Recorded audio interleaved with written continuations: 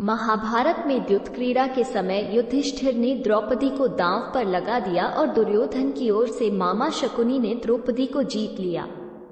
उस समय दुशासन द्रौपदी को बालों से पकड़कर घसीटते हुए सभा में ले आया। जब वहां द्रौपदी का अपमान हो रहा था तब भीष्म पितामह, द्रोणाचार्य और विदुर जैसे न्यायकर्ता और महान लोग भी बैठे थे, लेकिन वहां मौजूद सभी बड़े दिग्गज मुंह झुकाए बैठे रह गए। द्रौपदी को घसीट कर लाया जा रहा था, तब तक भी द्रौपदी को ये भान नहीं था कि मेरा चीरहरण होने वाला है। जब दुशासन से भारी सभा में द्रौपदी की साड़ी उतारने के लिए कहा गया, तब द्रौपदी को इस बात का एहसास हुआ कि संकट बड़ा है। उस वक्त उन्हें अपने सबसे प्रिय सखा भगवान श्री कृष्ण का नाम पुकारा। हरि हरि अभयम कृष्णा अभयम। उद्धव गीता या उद्धव भागवत में श्री कृष्ण के सखा उद्धव उनसे इस संबंध में कई सवाल करते हैं। आओ जानते हैं श्री कृष्ण उद्धव संवाद को। उद्धव कहते हैं, हे कृष्ण, आप पांडवों के आत्मीय प्रिय मित्र थे। आजाद बांधव के रूप में उन्होंने सदा आप पर पूरा भरोसा किया। कृष्ण, आप महान ज्ञानी हैं। आप भूत, वर्तमान व भविष्य के ज्ञाता हैं, किंतु आपने सच्चे मित्र की जो परिभाषा दी है, क्या आपको नहीं लगता कि आपने उस परिभाषा के अनुसार कार्य नहीं किया? आपने धर्मराज युधिष्ठिर को द्यूत जुआ खेलने से रोका क्यों नहीं?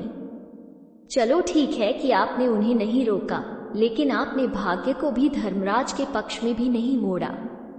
आप चाहते तो युधिष्ठिर जीत सकते थे। आप कम से कम उन्हें धन, राज्य और यहाँ तक कि खुद को हारने के बाद तो रोक सकते थे। उसके बाद जब उन्होंने अपने भाइयों को दांव पर लगाना शुरू किया, तब तो आप सभा कक्ष में पहुंच सकते थे। आपने वो भी नहीं किया। उसके बाद जब दुर्योधन ने पांडवों को सदैव अच्छी किस्मत वाला बताते हुए द्रौपदी को दांव पर लगाने को प्रेरित किया और जीतने पर हारा हुआ सब कुछ वापस कर देने का लालच दिया, कम से कम तब तो आप हस्तक्षेप कर ही सकते थे। अपनी दिव्य शक्ति के द्वारा आप पान से धर्मराज के अनुकूल कर सकते थे। इसके स्थान पर आपने तब हस्तक्षेप किया जब द्रौपदी लगभग अपना शील खो रही थी। तब आपने उसे वस्त्र देकर द्रौपदी की शील को बचाने का दावा किया। लेकिन आप ये दावा भी कैसे कर सकते हैं? उसे एक आदमी घसीट कर सभा में लाता है और इतने सारे लोगों के सामने निर्वस्त्र करने के लिए छोड़ देता है। एक महिला का शील क्या बचा? आपने क्या बचाया? अगर आपने संकट के समय में अपनों की सहायता नहीं की तो आपको आपात बांधव कैसे कहा जा सकता है? बताइए, आपने संकट के समय में सहायता नहीं की तो क्या फायदा? क्या यही धर्म है? इन प्रश्नों को पूछते पूछते उद्धव का गला रुंध गया और उनकी आंखों से आंसू बहने लगे। भगवान श्री कृष्ण मुस्कुराते हुए बोले, प्रिय उद्धव, ये सृष्टि का नियम है कि विवेकवान ही जीतता है। उस समय दुर्योधन के पास विवेक था, धर्मराज के पास नहीं। यही कारण रहा कि धर्मराज पराजित हुए। उद्धव को हैरान परेशान देखकर कृष्ण जी आगे बोले, दुर्योधन के पास जुआ खेलने के लिए पैसा और धन तो बहुत था, लेकिन उसे पासों का खेल खेलना नहीं आता था, इसलिए उसने अपने मामा शकुनी का द्यूत क्रीड़ा के लिए उपयोग किया। यही विवेक है।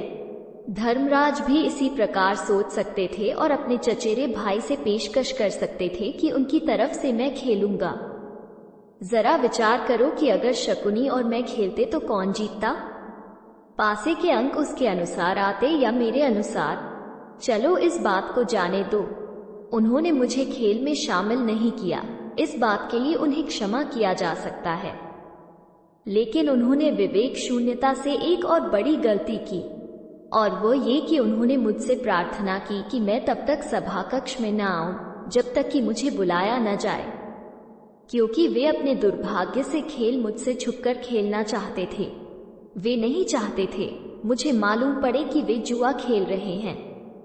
इस प्रकार उन्होंने मुझे अपनी प्रार्थना से बांध दिया। मुझे सभा कक्ष में आने की अनुमति नहीं थी। इसके बाद भी मैं कक्ष के बाहर इंतजार कर रहा था कि कब कोई मुझे बुलाता है। भीम, अर्जुन, नकुल और सहदेव सब मुझे भूल गए, बस अपने भाग्य और दुर्योधन को कोसते रहे। अपने भाई के आदेश पर जब दुशासन द्रौपदी को बाल पकड़कर घसीटता हुआ सभा कक्ष में लाया, द्रौपदी अपनी सामर्थ्य के अनुसार जूझती रही। तब भी उसने मुझे नहीं पुकारा। उसकी बुद्धि तब जागृत हुई जब दुशासन ने उसे निर्वस्त्र करना प्रारंभ किया। जब उसने स्वयं पर निर्भरता छोड़कर हरि हरि अभयम कृष्णा अभयम की गुहार लगाई, तब मुझे उसके शील की रक्षा का अवसर मिला। जैसे ही मुझे पुकारा गया, मैं अविलंब पहुआई च गया। अब इस स्थिति में मेरी गलती बताओ। उद्धव बोले, कान्हा, आपका स्पष्टीकरण प्रभावशाली अवश्य है, किंतु मुझे पूर्ण संतुष्टि नहीं हुई। क्या मैं एक और प्रश्न पूछ सकता हूँ? कृष्ण की अनुमति से उद्धव ने पूछा। इसका अर्थ ये हुआ कि आप तभी आओगे जब आपको बुलाया जाएगा। क्या संकट से घिरे अपने भक्त की मदद करने आप स्वतः नहीं आओगे? कृष्ण जी मुस्कुराए। उद्धव, इस सृष्टि में हरेक का जीवन उसके स्वयं के कर्मफल के आधार पर संचालित होता है। न तो मैं इसे चलाता हूँ और न ही इसमें कोई हस्तक्षेप करता हूँ। मैं केवल एक साक्षी हूँ। मैं सदैव तुम्हारे नजदीक रहकर जो हो रहा है उसे देखता हूँ। यही ईश्वर का धर्म है। उलाहना देते हुए उद्धव ने पूछा, वाह वाह, बहुत अच्छा कृष्ण, तो इसका अर्थ ये हुआ कि आप हमारे समीप खड़े रहकर हमारे सभी दुष्कर्मों का निरीक्षण करते रहेंगे। हम पाप पर पाप करते रहेंगे और आप हमें साक्षी बनकर देखते रहेंगे। आप क्या चाहते हैं कि हम भूल करते रहें, पाप की गठरी बांधते रहें और उसका फल भुगतते रहें? तब कृष्ण जी बोले, उद्धव, तुम शब्दों के गहरे अर्थ को समझो। जब तुम समझकर अनुभव कर लोगे कि मैं तुम्हारे समीप साक्षी के रूप में हर पल हूँ, तो क्या तुम कुछ भी गलत या बुरा कर सकोगे? तुम निश्चित रूप से कुछ भी बुरा नहीं कर सकोगे। जब तुम ये भूल जाते हो और यह समझने लगते हो कि मुझसे छुपकर कुछ भी कर सकते हो, तभी तुम कठिनाइयों में फंसते हो। धर्मराज का अज्ञान ये था कि उसने माना कि वो मेरी जानकारी के बिना जुआ खेल सकता है। अगर उसने ये समझ लिया होता कि मैं प्रत्येक के साथ हर समय साक्षी रूप में उपस्थित हूँ, तो क्या खेल का रूप कुछ और नहीं होता? उद्धव मंत्रमुग्ध हो गए और बोले, प्रभु, कितना गहरा दर्शन है, कितना महान सत्य।